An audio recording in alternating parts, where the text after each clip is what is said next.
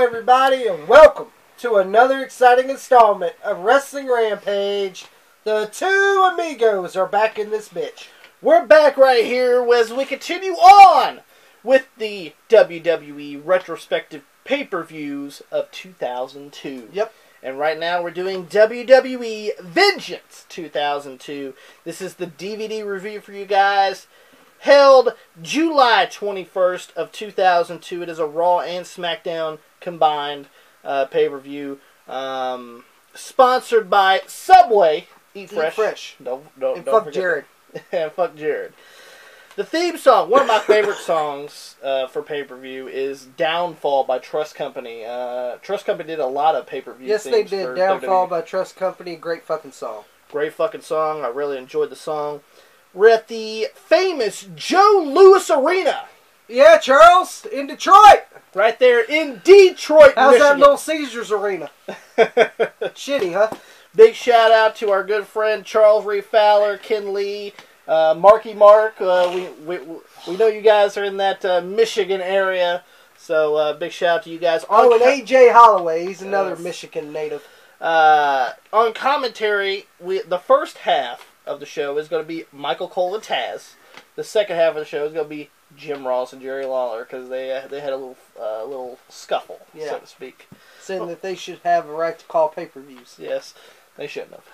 But anyway, the Heat match is Goldust versus Stevie Richards. Yes. Now, this is not available on the DVD, so we don't know how it won or anything, but Goldust picks up the win. Yeah, Goldust picks up the win on Steven Richards.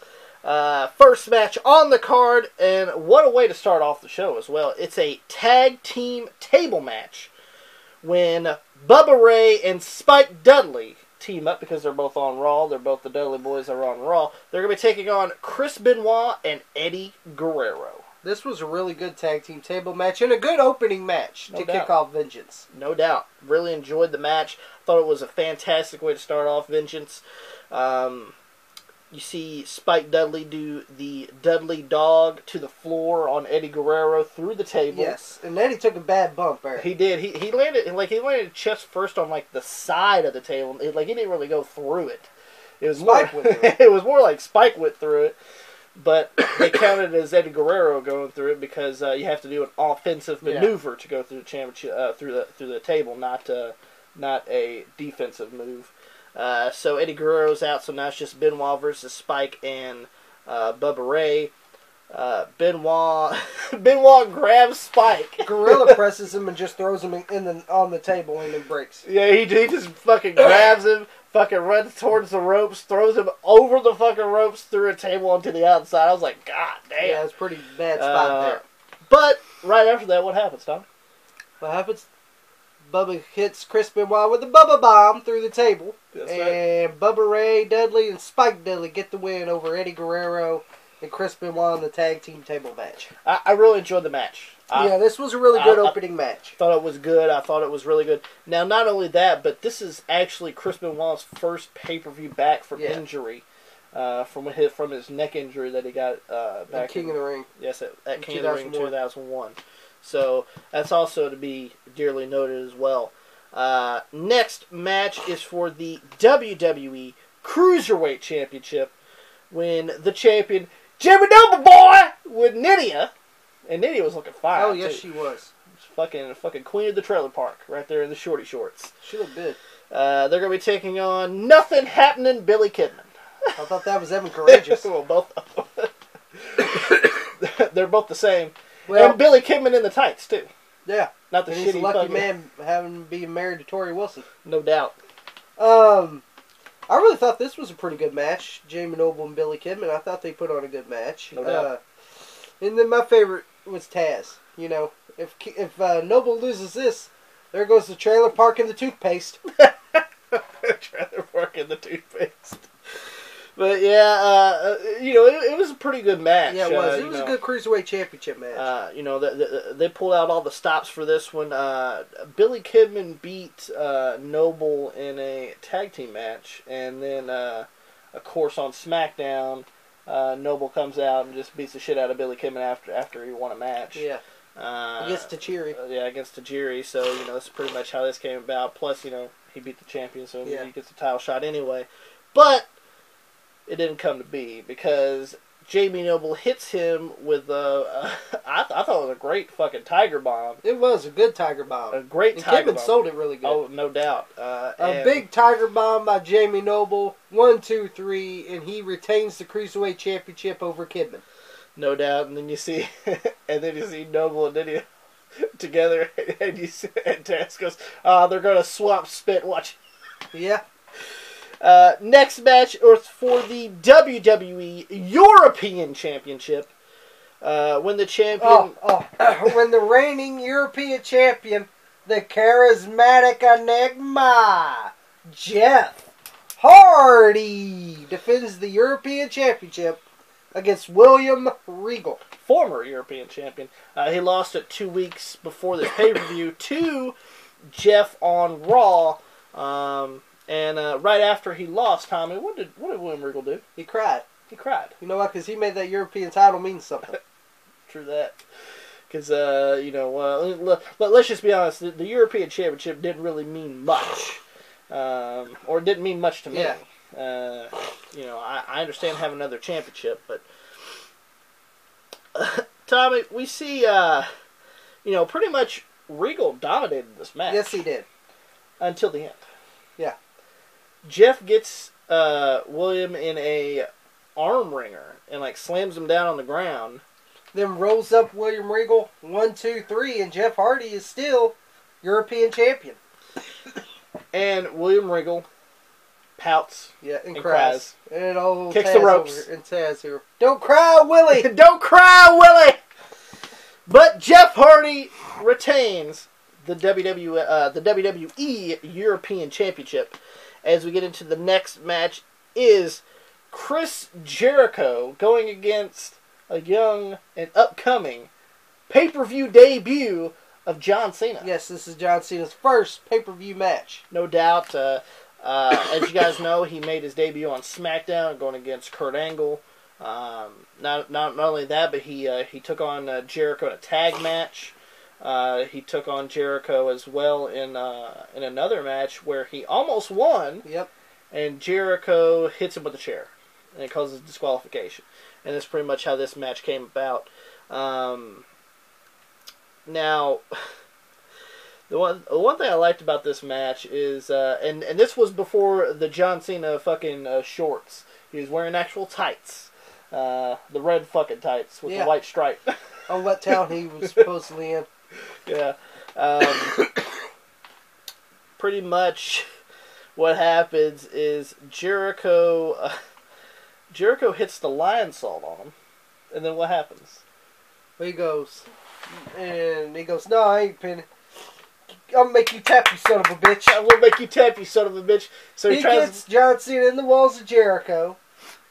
Cena reverses it into a small package. 1, 2, 3, and beats Chris Jericho. Beats Chris Jericho clean.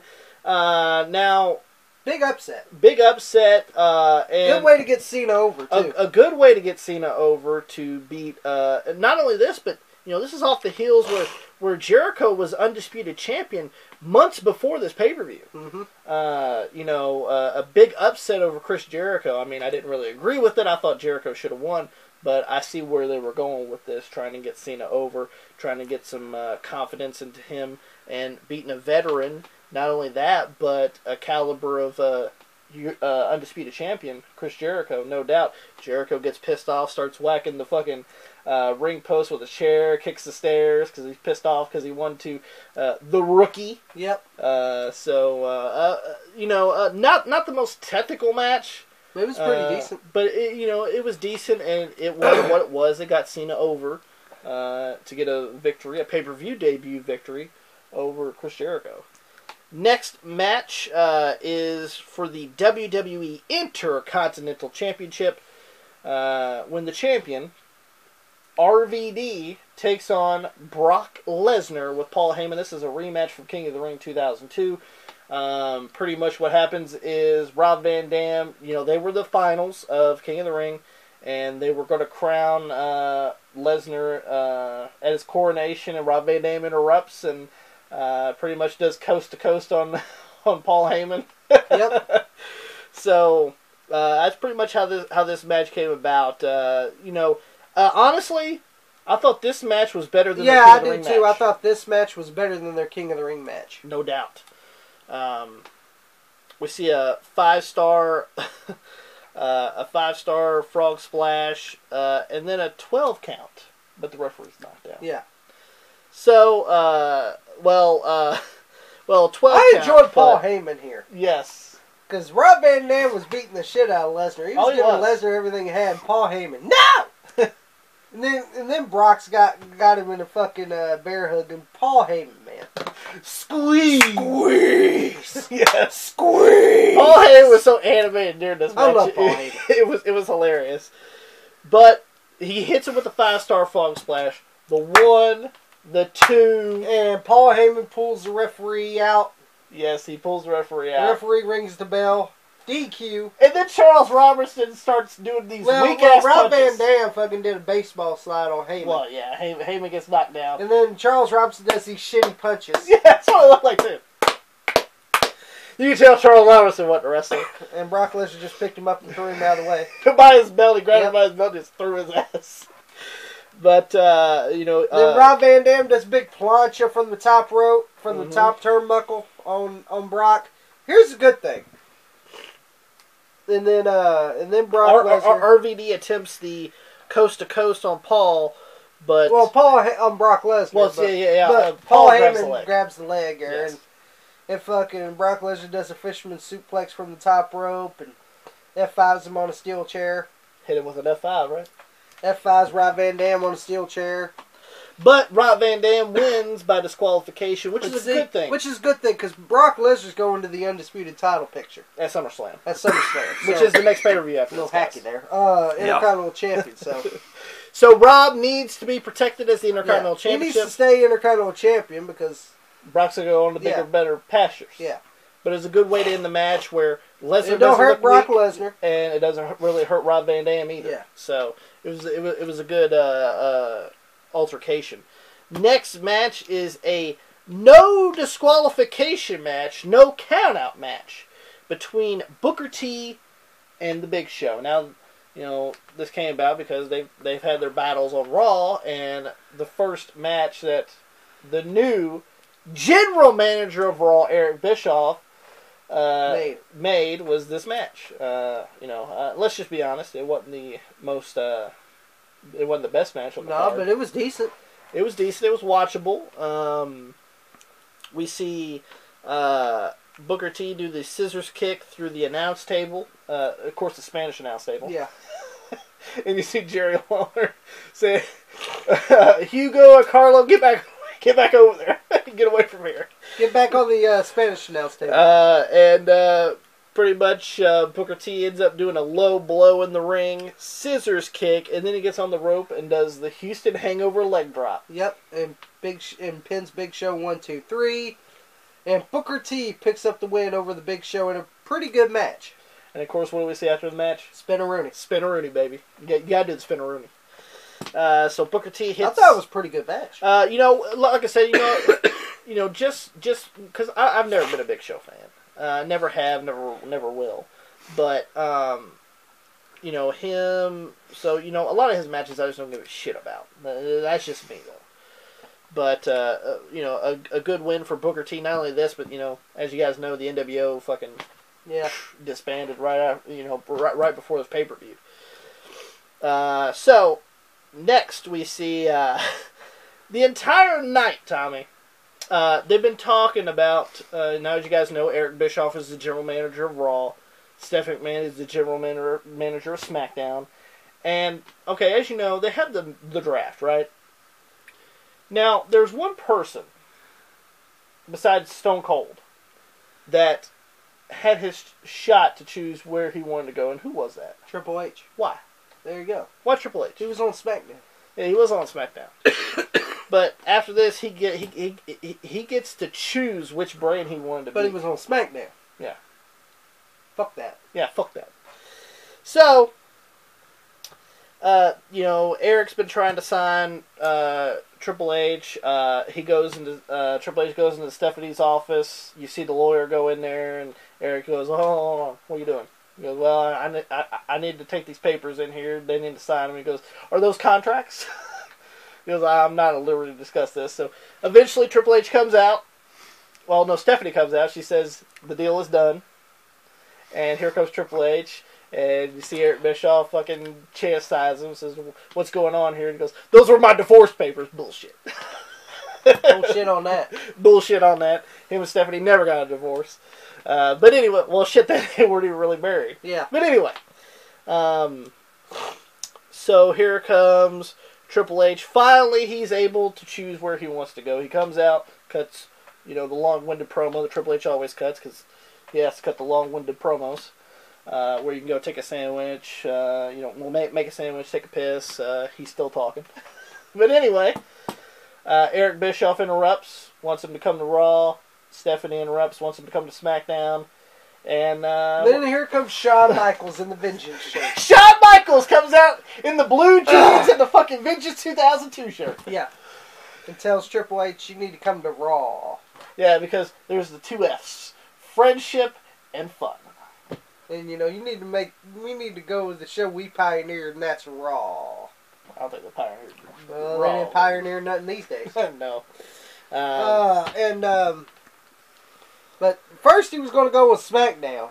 Yeah. But then he says, "Sorry, Steph," and went to Raw. Went to Raw and you see Eric. Yeah. Because Shawn Michaels told him to. Yeah. Eric Bischoff looks at Stephanie and says, "I have testicles," and she slaps him. Yeah. I don't know what the fuck that was about. Yeah, I don't either. But anyway. Yeah.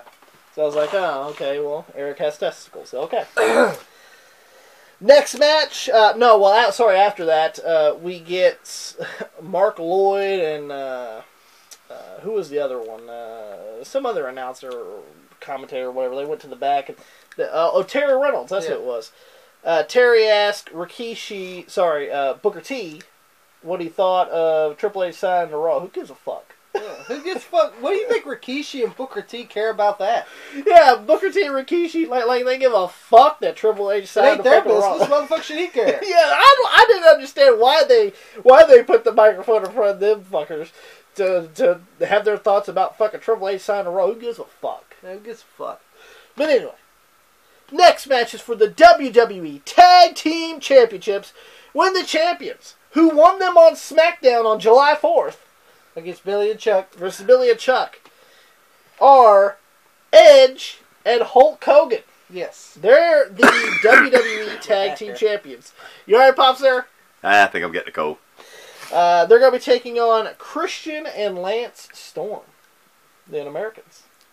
And you look on the goddamn thing, you don't think Lance Storm and Christian have a snowball's chance in hell here. Yeah, true that. But Tess gets involved. He big boots Edge, but didn't get the pinfall. Nope. And here goes Rikishi to knock Tess back into the back. And then here comes Chris Jericho. One of the tag titles, hits Edge with it, and Lance Storm pins Edge. 1, 2, 3, and the new WWE Tag Team Champions. Even though it still says WWF on the fucking belts. They do. WWE Tag Team Champions, Lance Storm and Christian. So, short-lived reign of Tag Team Champions with Edge and Hulk Hogan. So, a pretty much reign of 2 weeks. I thought it was a pretty good match, though. But a pretty good, decent match, guys. Of course, the one that pretty much held everything down was Hogan. Well, Edge did most of the work. Edge did most of the work, but Hogan had to go in there and do some stuff. But anyway, the main event of WWE Vengeance 2002 is for the WWE Undisputed Championship. As you guys can tell right here on the cover what's going to go down. It's for the WWE Undisputed Championship when the champion Big Bad Booker Red The Undertaker defends the WWE Undisputed Championship against Kurt Angle and The Rock. This came about because, as you guys know, The Rock got ballsy and came out there at the King of the Ring and got in the match with... why the hell was any of The Rock's business? Yeah, why was it any of The Rock's business? Like The Undertaker said. that The Rock came down there. So he goes, well, fine. Vince McMahon says, fine, you're going to take on The Rock at Vengeance. Well, prior to this, Kurt Angle actually had a match with Undertaker. For the Undisputed title. And you've seen Undertaker have him rolled up with a 1-2-3, but as he's doing the 1-2-3, Undertaker's tapping. Yeah. Because he has him in the triangle chokehold. So there's a little debacle about that. So this is what this match came about. It's going to be a triple threat match for the Undisputed Championship. Now, Kurt Angle gets busted open by Undertaker. He rams him into the ring post. And Tommy, you know how the match goes down at the end? Oh, absolutely. Nobody else gets color but Kurt Angle. Oh, no. Well, of course not. Kurt Angle hit the Undertaker with the Angle Slam. Yes. And he's doing all this, getting all hyped, and then he goes to Rock playing possum, and no fucking wonder Mr. Scorpion King lover over here. Yes. Fuck the Rock. Fucking plays possum, Rock bottom on Angle. 1, 2, Undertaker, 3. Yes. Tried to get there. He barely hit the Rock, but didn't make the 3. It was funny. I can tell you. 1, 2, 3. It's too late. Too late. And The Rock is now a 7-time WWE champion. The Rock holds up the belt, fade to black, WWE logo. This was a good match. It was a good match. Thing is, I just didn't want The Rock to win the WWE Championship. Overall, a pretty decent pay-per-view, guys. Some of the stinkers. Yeah. Actually, I don't really see many stinkers, actually. All the matches were pretty solid. Yeah, all the matches were pretty solid. I thought this was a pretty good pay-per-view. The match I didn't care too much for was probably Booker T and Big Show. If I gotta say the only one, yeah, I agree. The only one that you probably wouldn't care about would be the Big Show and Booker T. But the rest of it, pretty solid, guys. We have some extras here. We have the music video of Downfall by Trust Company. They actually got the actual music video on extras. Not only that, but the music is on the menu, so that's pretty cool. We see the title change from Billy and Chuck to Edge and Hulk Hogan on SmackDown July 4th, Independence Day. They actually have the full match on there. Then we see some interviews with Chris Benoit, Spike and Bubba, Edge, John Cena, Chris Jericho, and The Undertaker. Which my favorite one was The Undertaker. Oh yeah, because it was like right before SmackDown, and he goes, I don't know what The Rock was doing there. It was none of his business. So I'm gonna take care of business because every time they step in it, that's my yard, and I'm gonna show them because I'm the big dog. No, not Roman Reigns. He's the real big dog. But so we do that, and then we go to Eric Bischoff arrives in WWE, which is a piece that they took from Confidential. If you guys remember that show, WWE Confidential. And then they have the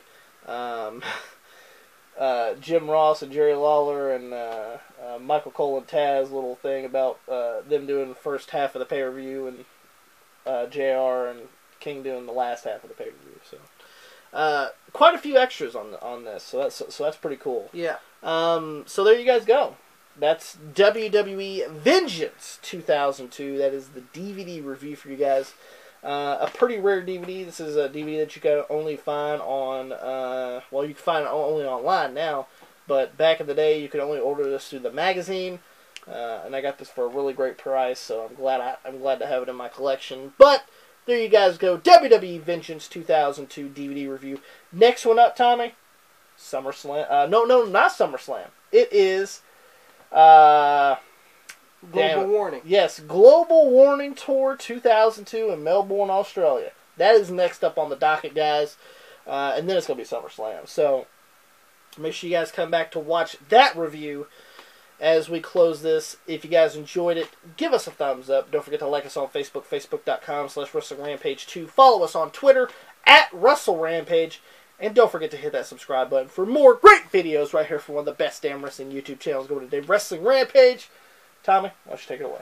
If you don't subscribe right here to our YouTube channel, Wrestling Rampage, then I guess your punk ass don't know wrestling.